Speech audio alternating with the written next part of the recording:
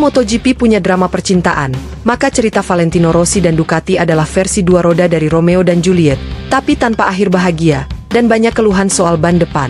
Semua orang tahu, Rossi itu legenda. Si dokter. Pria yang bisa bikin Yamaha kelihatan seperti pesawat tempur dan bikin Honda menang bahkan sebelum start. Tapi ketika ia pindah ke Ducati pada 2011, semua keajaiban itu tiba-tiba menguap. Pertanyaannya, kenapa sih Rossi yang begitu hebat, tiba-tiba tampil biasa aja saat naik Ducati? Yuk, kita bedah dengan gaya santai tapi tetap nancep, kayak komentator MotoGP yang kebanyakan kopi. Kita mulai dari awal. Tahun 2010, Valentino Rossi baru saja kehilangan status anak emas Yamaha. Ada si bocah muda bernama Jorge Lorenzo yang mulai sering menang, dan bahkan bikin Rossi kelihatan kayak kakak senior yang udah males ikut upacara bendera. Rossi pun mulai gak betah. Ia merasa Yamaha lebih memprioritaskan Lorenzo, dan ego legendarisnya pun mulai mendidih. Lalu datanglah Ducati, tim asal negaranya sendiri, Italia. Slogan mereka menggoda banget, satu bangsa, satu motor, satu legenda. Bayangkan, Valentino Rossi, pembalap Italia, di atas motor Italia, dengan sponsor-sponsor Italia. Semuanya terasa seperti kisah cinta nasional yang akan berakhir dengan parade bendera merah di Mugello.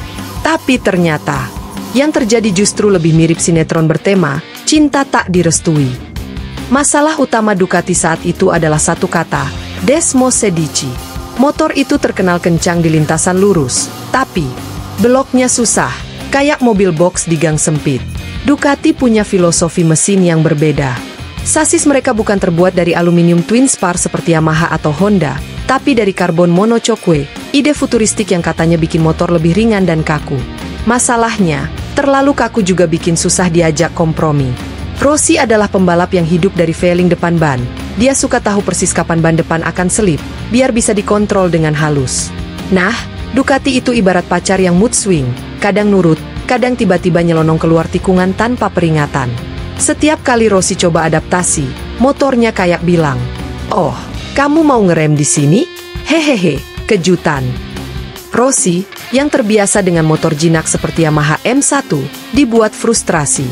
Ia bahkan pernah bilang, "Saya tidak tahu bagaimana caranya mengendarai motor ini cepat tanpa jatuh." Lucunya, sebelum Rossi datang, Ducati justru menang dengan Casey Stoner, pembalap Australia yang sukses juara dunia tahun 2007. Jadi wajar kalau semua orang berpikir, kalau Stoner bisa, Rossi pasti lebih bisa.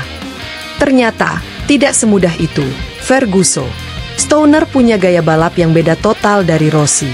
Dia seperti manusia setengah robot, gak butuh banyak feedback, tinggal gebergas, dan biarkan ban belakang melintir seolah sedang menulis puisi di aspal. Rossi, sebaliknya, ia pembalap yang halus, artistik, dan sangat bergantung pada front-end stability. Kalau Stoner dan Ducati itu seperti pasangan yang saling memahami tanpa banyak bicara, maka Rossi dan Ducati seperti pasangan yang tiap hari berantem karena beda cara mencuci piring.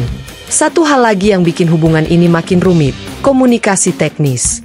Rossi datang dengan crew chief legendarisnya, Jeremy Burgess, orang yang sudah menemani dia sejak zaman Honda. Dua orang ini seperti Batman dan Robin dunia balap. Tapi Ducati punya cara kerja yang agak unik.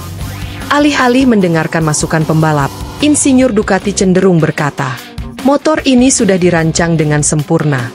Kalau kamu gak cocok, berarti kamu yang harus menyesuaikan." Rossi yang terbiasa memodifikasi motor sesuai feeling, merasa frustrasi.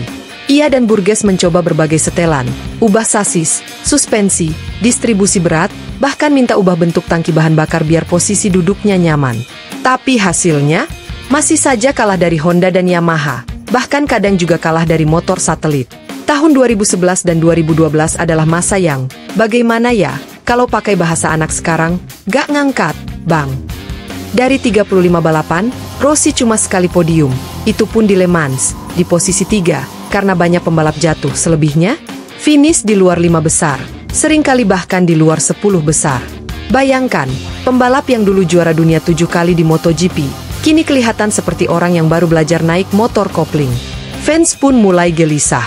Komentator di Italia bilang, mungkin Ducati hanya bisa cocok dengan pembalap bernama Casey. Sementara netizen, yang selalu jujur dan penuh kasih, menulis di forum, Mungkin Rossi harus jadi dokter beneran aja, buka praktek, bukan balapan. Setelah 2 musim penuh kekecewaan, akhirnya Rossi menyerah. Tahun 2013, ia resmi kembali ke Yamaha.